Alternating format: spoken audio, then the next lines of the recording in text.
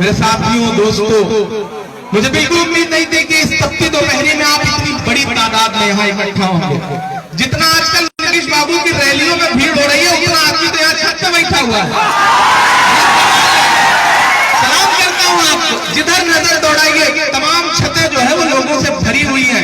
ये जज्बा है जो महागठबंधन के लिए आपके दिल में दिखाई पड़ रहा है। और जो सबसे बड़ी बात है कि जो जोश है आपके अंदर, जो जुनून है आपके अंदर, वो जुनून बता रहा है कि नीतीश बाबू विदाई तय है।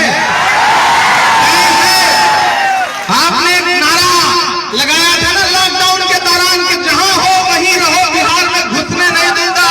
कि बिहार वालों ने भी तय कर दिया है कि नीतीश बाबू जहां को वहां रहने नहीं देंगे, आपको उखाड़ फेंकेंगे, आपको तय कर लिया है बिहार वालों ने।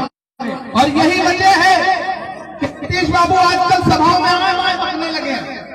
एक किसी सभा में लालू जी के नाम का नारा लग गया सामने से, तो नाराज हो गए सामने वाले पे।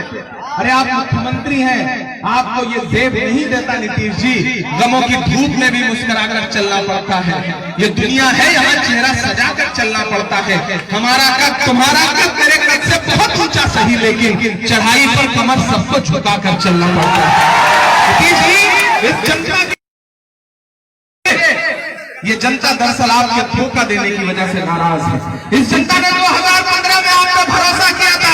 यहाँ पे बैठे हुए अजय कपूर जी, अजय यादव जी, अखिलेश जी, सबने भरोसा किया था। लालू जी ने किस तरह से गले लगाया था नीतीश जी को, भरोसा करके महागठबंधन का मुख्यमंत्री बना दिया था। लेकिन ऐसी पलटी मारी बंदे ने, ऐसी पलटी मारी कि इस तरह से तो कोबरा सांप भी नहीं पलटता है।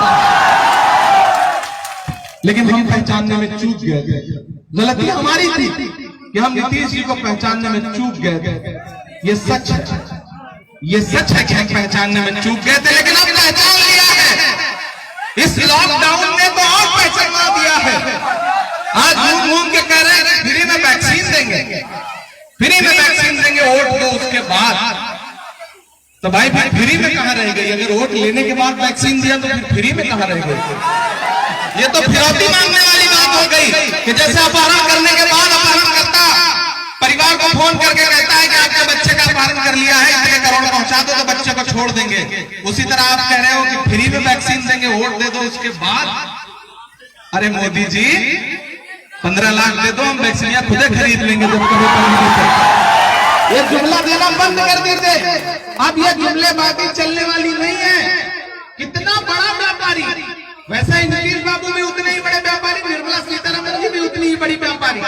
वो चीज बेच रहे हैं जो आज दुनिया में बनी ही नहीं है।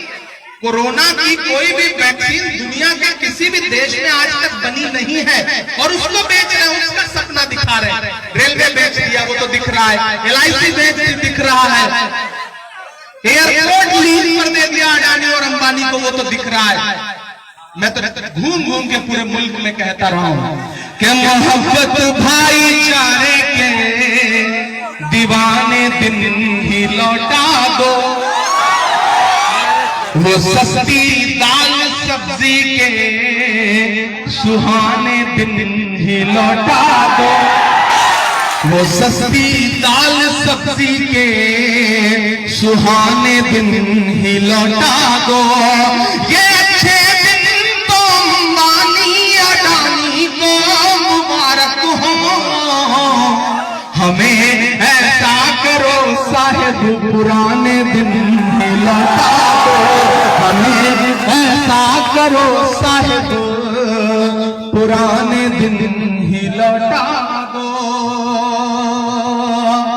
बहुत दूर से, मेरा ख्याल है कि लगभग 1000 किलोमीटर से ज्यादा का सफर करके आपके बीच आया, क्योंकि आज कुछ संजीदा गुफ्तगू करनी थी आपसे। भागलपुर वालों, पहली बार आपके बीच आया हूं। मुशायरों में कई बार ऐसा सिलसिला जुड़ा कि आ सकता था, लेकिन नसीब ने साथ नहीं दिया और आपसे मुलाकात नहीं हो पाई।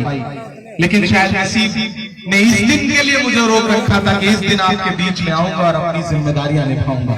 मैं पिछले 7-8 साल से पूरे मुल्क में घूम करके फासिस्ट ताकतों के खिलाफ आपकी आवाज बन के बोल रहा हूँ, और सिर्फ आवाज बन के बोल नहीं रहा हूँ, सिर्फ आपकी नुमाइंदगी नहीं कर रहा हूँ, सिर्फ आपके दिल के दर्द को लफ्जों में ढाल के दुनिया के सामने गा नहीं रहा हूँ, बल्कि हकीकत में भी आपके लिए जमीन पे खड़ा हूं जहां जहां जरूरत पड़ी है। मैं खड़ा था नजीब की मां को अपने सीने से लगा करके उसके आंसू पोंछने के लिए।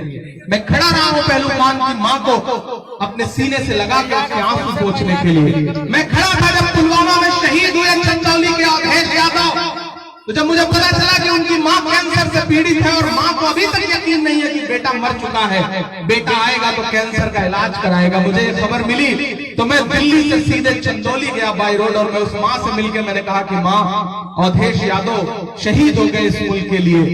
मैं कुछ बहुत तो नहीं कह सकता, लेकिन इतना कह सकता हूं कि मैं भी उसी बेटे की तरह आपका एक बेटा हूं, मैं कराऊंगा आपका इलाज।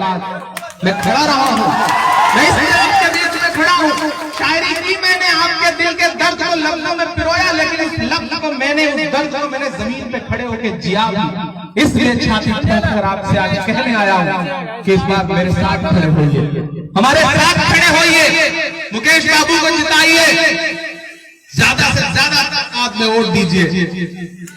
9 बार आप लोगों ने सदानंद बाबू को जिताया है और इस बार दहाई तक मामला कैसे पहुंचा।